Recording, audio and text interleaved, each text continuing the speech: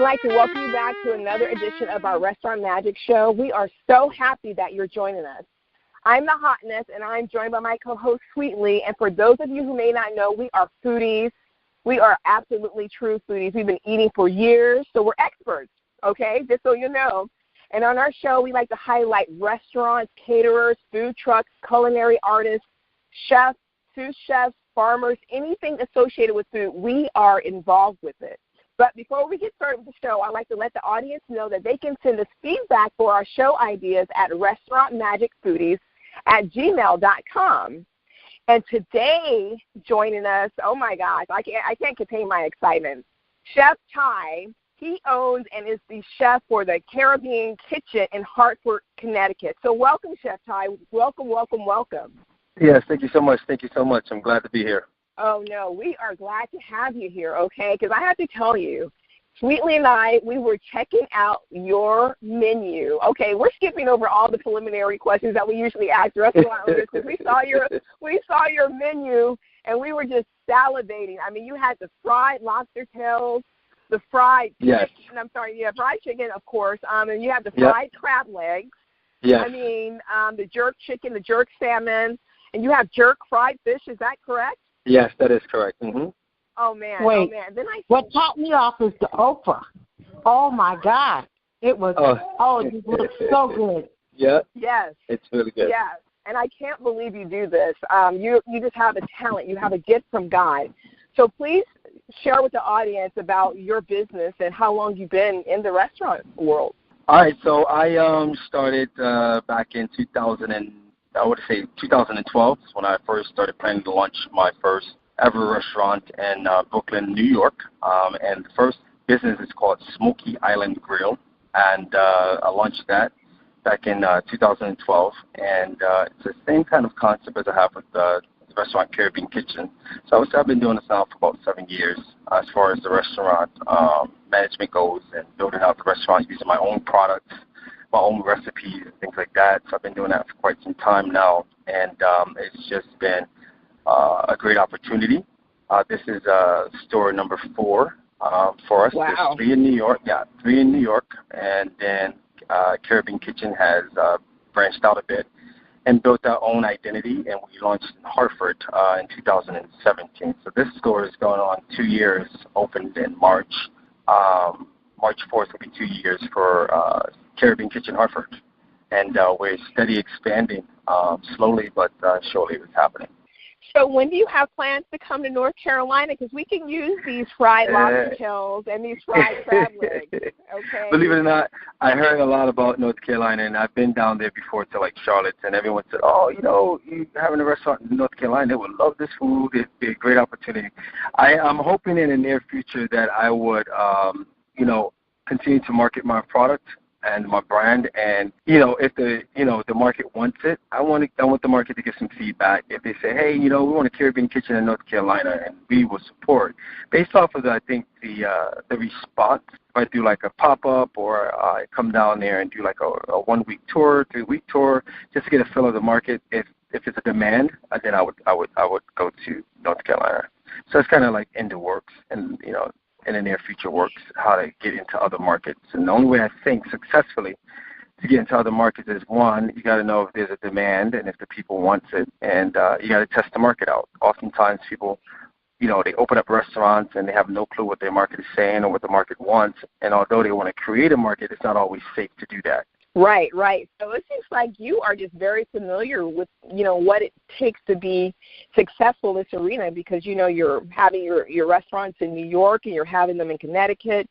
So what makes your restaurant unique? What do you think that is? Why is your restaurant unique? It's funny. What's really unique is because it's really true West Indian Jamaican food that we really produce in the restaurant. It's home cooking. It definitely tastes home, and it's made with a lot of love, a lot of passion in our food, and it's a lot of soul food, So we give you that soul aspect to our food. So when you eat it, that this is nothing but love in this food, and that can only come from the soul. So I think the differentiator is pretty much that we also are a food bar. So we're one of the there's a lot of food bars out there, but we're probably one of the best Caribbean food bars that are out there where people can come in, self-serve, get whatever they want. Very different than the Jamaican culture, because most Jamaican restaurants, they actually serve you, and you only get a choice of one or two things. But with us, you get to choose oxtail, curry goat. You can get a fried lobster tail. You can mix and combine all the Jamaican recipes that you want and food that we produce in one plate. And I think that's made us a very big niche for people to just have an experience with our food. Oh, absolutely. People like choices. They like selections. Yes. And so if you guys are giving them that, that's just awesome. So when you say food bar, you mean is that like another term for buffet? Yes, it is. I tend to try to stay away from the food from the buffet terminology, because I don't want people to think you eat all they can eat. We do food bar per the pound. So when you come in, you can kind of self-serve, and then we weigh you up at the counter. So it's really a self-service type of model that I've created, and that's not normal in a Caribbean restaurant. So this is something new that I'm bringing to the market. At least in Hartford, I'm the first Jamaican Caribbean food bar that ever opened up to give people the option to come in and self-serve.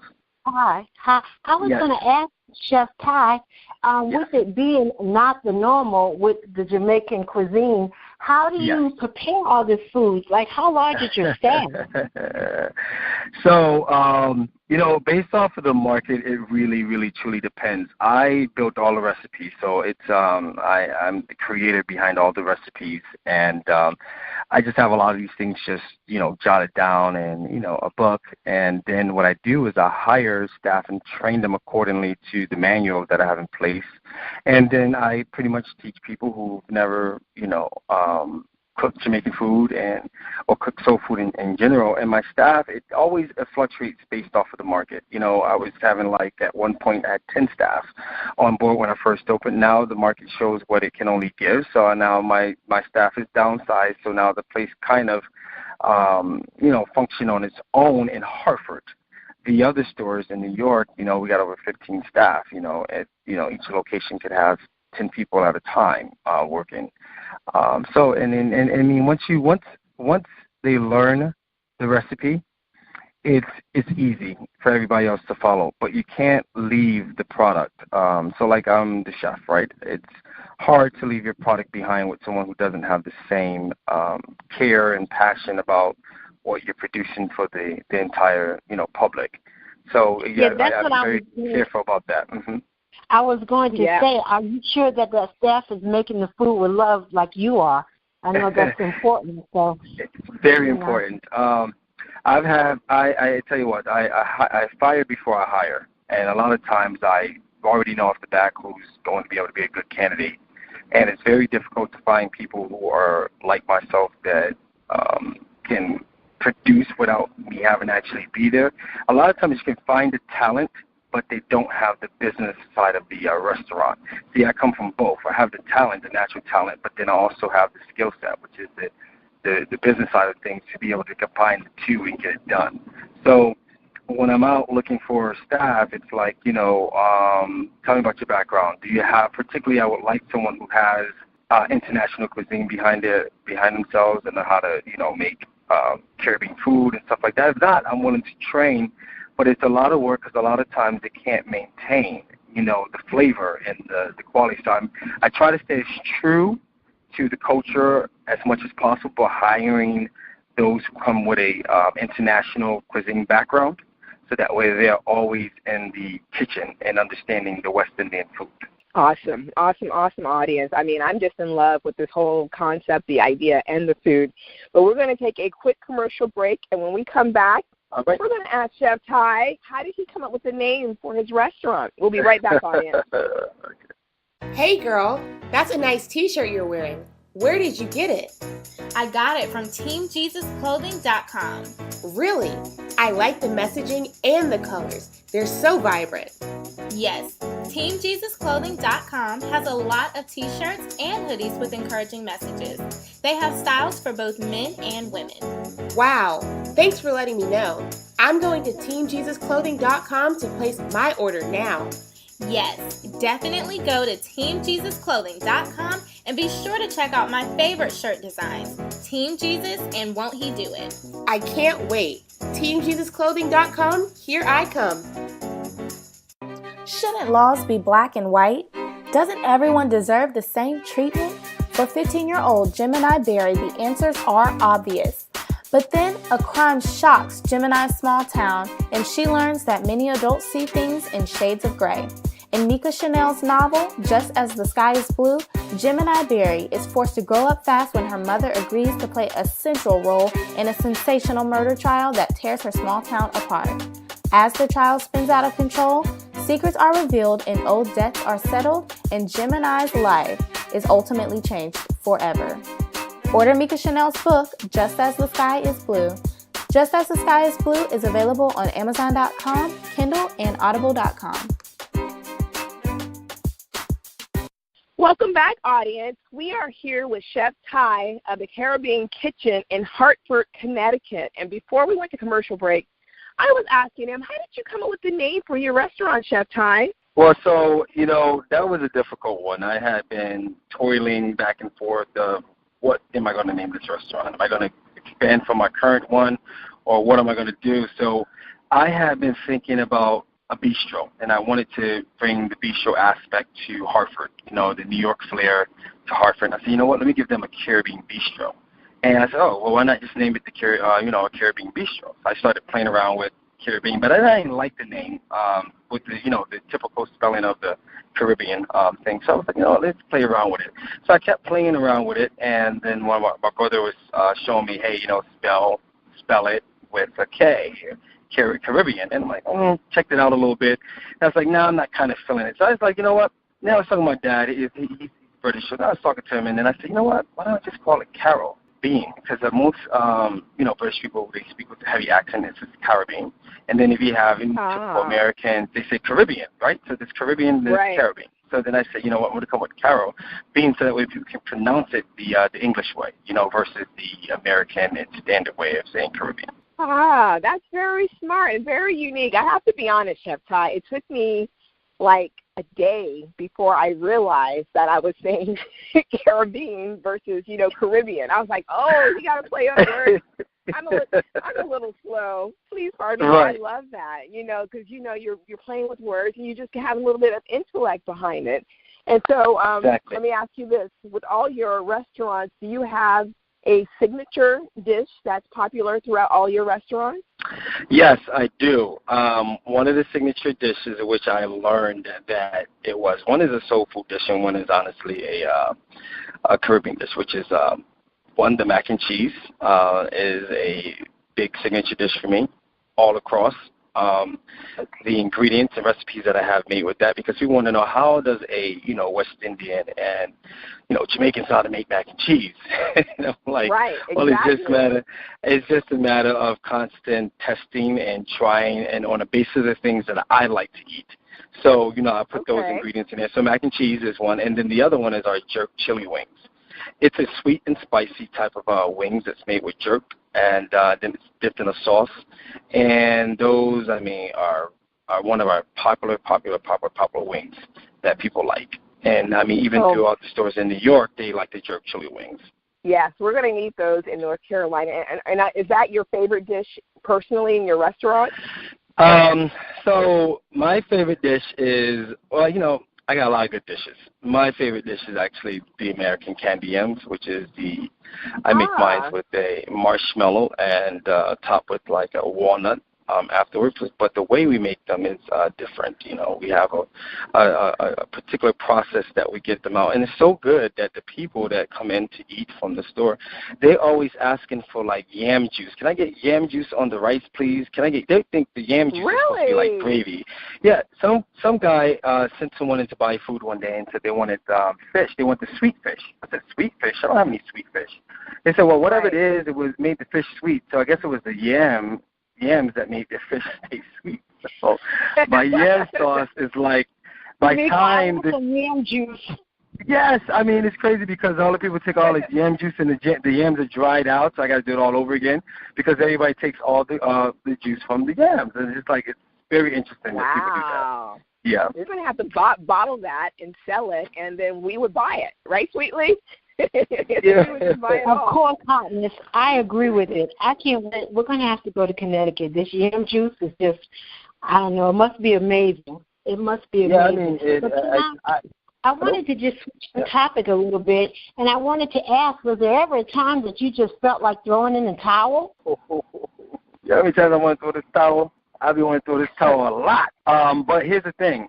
I enjoy what I do. I actually love what I do. I didn't get into an industry that I didn't love. I'm a foodie, so I love food. Anytime people say, what do you do for a hobby? I eat. I go out, I eat, I like restaurants, I like to just name other restaurants, critique other places I go, not because I'm a chef, it's just because I enjoy good, and that is a comfort zone for me. So when I'm in the business, it's hard sometimes, it gets really challenging, but there's a purpose at the end of the day, and I have a purpose, I have a destination to get to, and one thing I cannot do, even if I wanted to, I can't quit. Giving up is just not an option for me. As being a black African-American man and West Indian, it just makes it very difficult to, succeed. So we gotta work extra harder. You know what I'm saying? It's a much more harder for me to get to the next level because it's difficult in our own markets to serve our own people, and that doesn't make me quit. It just makes me become better. It makes me keep trying different things. It makes my brain think more. It makes me go to my computer and sit down and do some research and figure out how to go back at it again the next day. So there's some days that I want to just rest, and I've learned to do that, is to start taking time for myself, close down my store when I'm not available, and when I'm available, then I get back at it again. And it all depends on the market, too. Hartford is a market where I learned that I can say, you know what, guys, I'll see y'all tomorrow. I'm too tired. And they'll be like, okay, we'll see you tomorrow when you open again. Right. It's like that kind of market. But in New York, there's so many people, you can stay open every day, all day, because there's just an influx of people that's coming in, and then it's not so much based off of personality. It's not based off of who you know. Smaller markets is always about the word of mouth and who you know. And bigger markets, you can just stumble across the place, go online and see reviews, and they show up at your place. So me quitting is not an option. Okay. Well, I totally get that. And I wanted to, before we wrapped up, I wanted to ask, because I think we missed it in the beginning, like, who taught you how to cook? I know we both established that you have a God-given talent, but where did your skills come from? Who did you watch growing up cook? Okay, so on my Instagram post, and she's been with me all the time. I have a grandmother who we just buried about 3 weeks ago. She was 93, and a lot of my dishes and my stuff just came from her, and she taught me a lot. I can smell her food to this day. When I'm in the kitchen, when I'm making rice and peas, I can just smell what her kitchen smells like and what I smelled when I was growing up as a kid. And now it's like those aromas stayed with me, and I've learned how to make so many different dishes, and that's kind of where I got it from, And then on the soul food side of things, I got my mom and her husband, and they are definitely big into the food and have really deep roots in the South. South Carolina, so down in the Carolinas, that red dirt type of thing. So I kind of learned from that as well, growing up. So I had the both worlds, of cooking and experience of the food. Yeah. Oh, but yeah, okay. Yeah, but on my Instagram, I have her. Her name is Queen. I call her my Queen Dora, and I have posts with me and her on my Instagram and Facebook. I mean, everybody knows. If they follow me, they know who has been an inspiration to me all this time. Well, we love it, and I'm going to take, Sweetly, one second. We're going to take a quick commercial break, and when we come back, Sweetly, you get to ask the first question. How's that? It sounds great, Hotness. Thank you. Okay, we're going to take a quick commercial break. We'll be right back. When will I get married? Waiting can never be easy. Whether it's waiting on a taxi or a job promotion, it can be difficult. When it comes to waiting on Mr. Right, aka Boaz, it becomes even more challenging to wait while you're single. In this lighthearted book, Where's Boaz? I don't know, I'm tired of kissing frogs too. Best-selling author Nevada York offers suggestions based on the Bible's great love story of Ruth and Boaz and from her own experience of waiting on God. You will learn the attributes of Ruth and use the Ruth reality chart to do a self-check on your own attributes. Nevada also shares the 10-step plan that Ruth followed to win her Boaz. Obedience and being a blessing plays a key role. Trust the Lord and His timing. Make your season of singleness Ruth-defining. Order Nevada York's latest book, Where is Boaz? I don't know. I'm tired of kissing frogs too. Available on Amazon.com in paperback and Kindle.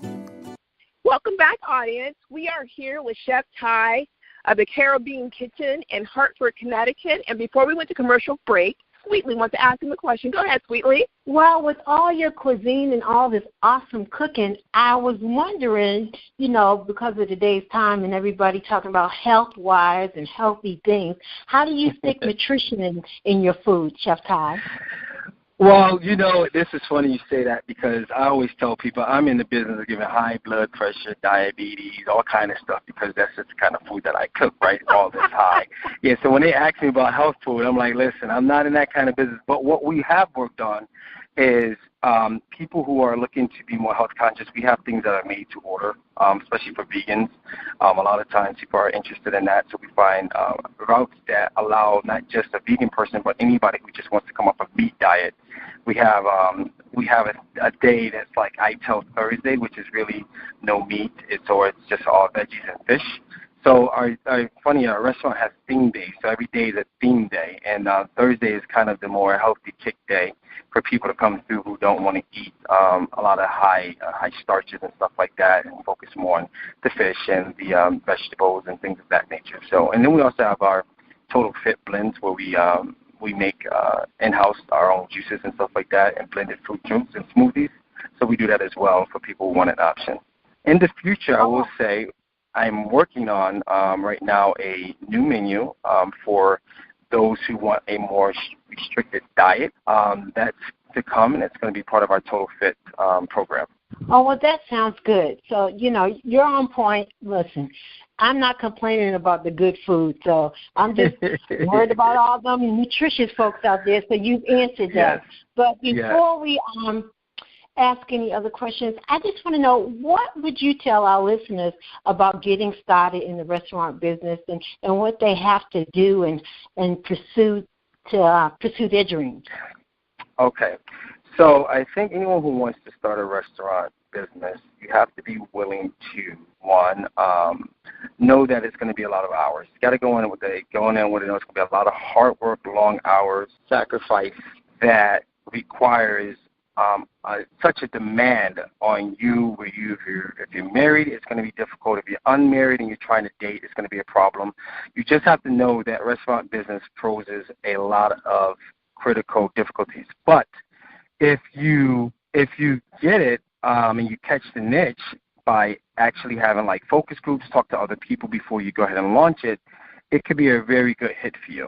So I would encourage people to, one, identify if they really are interested in the hustle and bustle that it takes, the many hours that it takes, and also restaurant owners just want to own restaurants, and it's not cool to just want to own a restaurant. You got to be a foodie. You got to love the culture. You got to love the arts of food. You have to just love that, and you have to be willing to even taste the food or get in there and taste raw chicken or raw meat, whatever it is that's in there. You need to taste the season and make sure that it's right and it's on point. And if you're not willing to do that or touch meat or touch anything that's flesh, then don't think the business is for you unless you have a really good team of people that understands the marketing and building the business for you. So now you can sit back and be the owner. But that's not fun. It's not fun, and you're gonna eventually get burnt out, and you're gonna quit. So you gotta love it. You gotta love it. And that's what we hear all the time with every restaurant owner or chef that we interview. They love their food and they love what they do. But before we let you go, Chef Tai, please let the audience know how they can follow you on social media, your websites and Instagram, Twitter. Yeah, so our website is Karobeankitchen.com, and we're also on Facebook and Instagram at Karobean Kitchen. That's Karobean Kitchen. I like to refer people to my Google page. That's the best way to find all the information about me. I keep it updated. I change my hours. I post my food pictures up there. You can chat with me through Google. If you have a question, you can just use a Google chat there, call, and I'm always on my phone to answer questions from all of my consumers via the Instagram app, Facebook, and through Google. Awesome. thank you so much for joining Sweetly and I. We really appreciated this interview, and I have to say, thanks for having me. Absolutely, I appreciate the pictures that you post showing these fried lobster tails and these fried crab legs. We just can't wait till you come to North Carolina, right, Sweetly? Look, I'm going to Connecticut, and it's funny. I was so close to you a couple of years ago. I used to go to Connecticut a lot, and especially to Stanford and to the concerts and stuff like that. Okay, near Providence. So the next time we come that way, we're definitely coming to check you out. Your food looks amazing, amazing. Thank you. That's all in-house, and that's all from my iPhone. I take all them pictures from my iPhone. After I put a dish out, boom, there's my iPhone. So, no specific anything. I think that's what other people need to learn how to do. Is social media is a big part of the business now, and it's important that, owners or people thinking about getting owners, that they have to become social media savvy. All right. Sounds great. Hotness, you have any other questions? No. I just loved every minute of this. I appreciate your time. No, thanks so much for having me again. All right, listeners, it's been great. Once again, this has been the Hotness and Sweetly, checking out what your restaurant is all about.